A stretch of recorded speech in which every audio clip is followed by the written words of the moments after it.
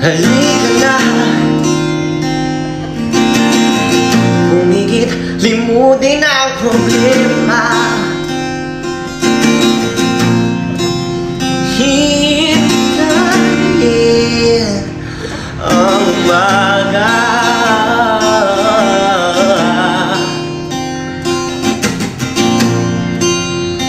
Magpahinga,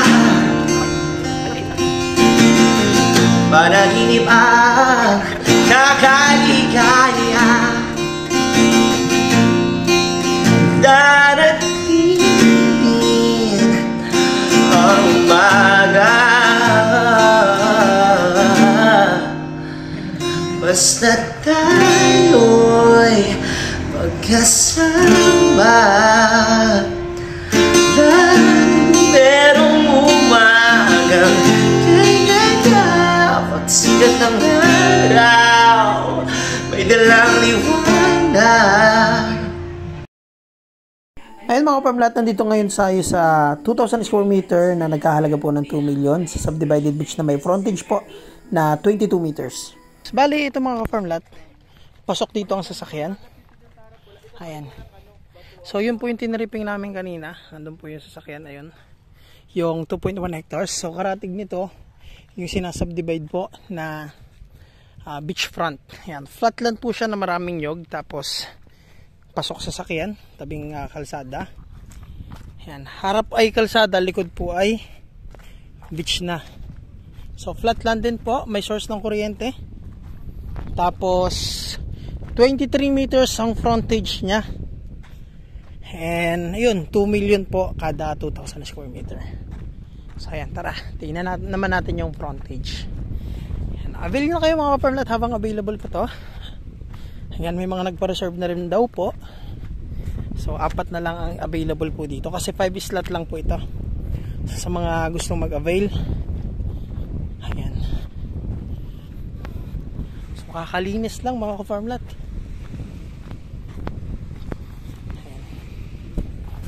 So ayun po, maganda rin ang buhangin dito. Buhanginan din siya. And ito medyo maitim dahil yan po yung mga natuyong mga halamang dagat na nadurog. Ayan. Kaya half meters mula sa buhangin, madumi tingnan. Pero hindi po yan putik. Yan po ay natuyong dahon lang. Pero humakbang ka lang ng mga 2 hakbang mula sa buhangin, malinaw na po. Para makasiguro tayo, maglalakad po ako papunta dun sa mga ilang hakbang po papunta sa dagat. Ayan. Ayan, basa na yung paa natin. So wala po ako natutungtong ang putik mga ka-farmlat, talagang buhanginan po yan. Buhangin? Buhangin naman. Buhangin naman po siya, hindi siya putik. Okay rin siya mga ka-farmlat.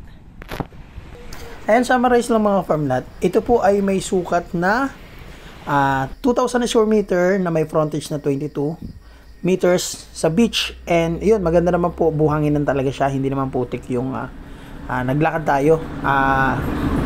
Then yun nga lang, syempre pag mabuhangin po ang area talaga, minsan yung alon niya nakakalabo rin ng tubig, pero hindi naman siya ganun kalabo, makikita nyo naman sa video. Hindi kagaya dun sa upload kong Ragay, talagang malinaw kasi may mga bato-bato po yun.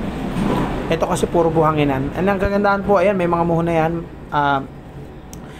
5 slot lang po yan mga ka-farmlat, and 3 na lang po yung available. Sana makabenta tayo dito. And ang good thing sa property mga ka-farmlat, all expenses paid.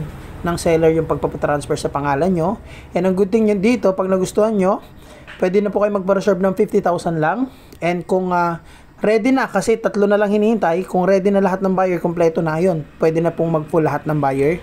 Pero mag-iiwan lang kayo ng 20% para, kasi ibibigay lang yung 20% ng kabuang bayad pag transfer na sa name nyo. Kaya may security pa rin naman talaga po ang mga buyer dito. So, titulado po ito mga ka-farm lot. Ayan. And may nakita po akong hose sa mga bahay. Ibig sabihin may source po ng tubig dito. And itong pong kalsada, dito rin dumaan yung linya ng kuryente. Kaya may source din ng kuryente. Hindi naman po siya liblib dahil sa mga dinaanan, may mga bahayan po. So, ayan mga ka-farm lot. Ang bayan po ng San Narciso mga ka-farm lot ay may 6 to 7 hours drive from Manila. Ayan. So, ito po yung mga picture na nakuha natin doon. So, ayan, makikita nyo, bagong linis, flat land, good looking din naman yung property. At yung buhangin po, ayan, ayan, bagong tabas. Yun, nagkataon po na ngayon ay amihan, kaya yung mga kulap po, yung mga halaman dagat na pupunta sa property. Pero paghabagat po, napakalinis ng dagat na yan. At ayan, kung makikita nyo yung sasakyan, pasok na pasok po ang sasakyan sa property. At kung mahaba-haba at naliliitan po kayo sa 2,000 square meter, and napakarami po nating available pa dyan. Ayan. And sa mga farm lot, kung gusto nyo naman po ng option pa, ayan, 1.2 hectares, tabi ng resort. Ayan. 1.2 hectares for 6 million. Best for resort po ito kasi maganda talaga yung buhangin dito. And katabi lang mismo ng resort, tabing kalsada rin yan, sa Giganyugan. Ayan. Basta ito mga farm lot intended for resort, pero itong binalag natin 2,000 square meter, maganda lang po siya as a retirement plan dahil hindi ganun kamahal dahil maliit lang naman yung sukat. Isang option mga ka-farm lot, ito po ay 2.1 hectares na nagkakahalaga naman po ng 7 million. Tabing dagat din po siya, maganda rin yung dagat niya. And pasok po sa sakyan, flatland din at maraming nyog. Hindi rin siya maliblib mga ka-farm lot kasi may mga kabahayan. So ito po ay buhangin, pero karamihan dito ay pebbles po yung ayan, makikita nyo mga pebbles po yan. So isa nyo rin pong option, makikita nyo rin to dito rin po yan sa bayan po ng San Narciso, Quezon. Ayan, makikita nyo po yung buhangin, tas may carpet po yung damo dito. May source din po ng tubig at kuryente. Ayan, makikita nyo flatland talaga siya na mabababa pa po yung nyog. May mga nagre-rent po dito, nagkakamping. Ayan, kaya may mga kubo. Mga option pa, ayan, pag tripping nyo dito, isa to sa mga pwede nyo ring i-tripping, papakita po natin. Ito po ay 1.8 hectares na fully fenced na beach lot. Ayan, na may layo na distance po sa kalsada na nasa 200 meters, pero may road right of way po na halos 10 meters. And may frontage po na 57 meters sa beach at sobrang ganda mga farm lot. Ayan, nagkakahalaga po ito ng 9 million mga farm lot, pero sobrang ganda. Ayan. Overlooking mountain view po ito at flat land, may CR na fully fenced, and ayun, may sako pa itong maisan. Ito na mga farm lot yung mais dito. Ayan. So, pwede pong makarating dito yung rin yung sasakyan mula dun sa provincial road hanggang dito. And ginawa na po yun ng right of way. So ayan, yan po yung isa sa mga magiging option nyo. Itong 1.8 hectares na 9 million na fully fenced. Puro bunga na rin yan, no? So napakagandang beach lot din mga farm lot. Unang-una, ang lapit sa highway, pasok ang sasakyan. Malapit sa school, itong kinakatayuan natin, mga 100 meters school na. And napakaganda rin po ng dagat, maganda yung buhangin, maganda yung lupa, flat land.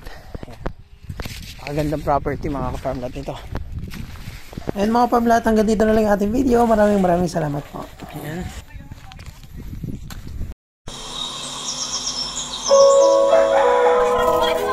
Ang sarap mamuhay sa probinsya. Sariwang hangin at ang sarap sa tenga ng tawa ng mga bata. Ang sarap dito tumanda. Kaya kung wala ka pang probinsya, handang tumulong ang grupo namin para mahanapan po kayo ng retirement plan. Investment farm, ganun din ang bakasyonan. Kaya tara na, dito sa Quezon Province, habang mura pa ang mga lupa. Kaya sa mga nais pong mag-inquire, ayan po ang ating FB account, Facebook page, WhatsApp and Viber. Para sa susunod, kayo naman po ang maservisyoan namin. Maraming salamat po.